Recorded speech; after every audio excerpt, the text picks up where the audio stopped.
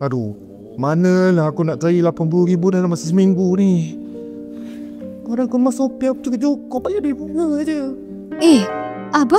Abang buat apa kat sini? Kenapa dengan muka abang ni? Tak ada apa lah. Kau abang patut ada kat kedai ke? Aku nak ada kat kedai buat apa? Rumah tangga aku dah hancur. Kau tahu dah. Dia pasal Sofia lagi yang mengamuk ke? Sebabkan dia lah. Aku rugi dalam peleburan aku. Konon-konon dia nak support aku. Tapi haram jadah 1 sen pun tak ada. Aku rugi lagi ada lah. Dah lah aku hutang dengan Alung. Keliling pinggang aku hutang. Aku tak tahu macam mana aku nak bayar lah. Dia tak bantu aku dari segi kerja pun tak apa. Sekurang-kurangnya lahirkan zuriat aku. Dia tak ada langsung. Itulah. Aku rasa aku salah pilih orang.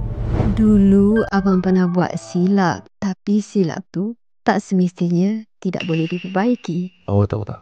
Awak dengan Sofia beza sangat. Awak masih sudi tinggal apa saja. Bukan masih sudi. Tapi sejak universiti lagi saya ada ke abang. Abang ni patut ada seseorang yang boleh jaga abang. Seorang isteri yang boleh sokong abang. Sudah tibanya ada perubahan besar.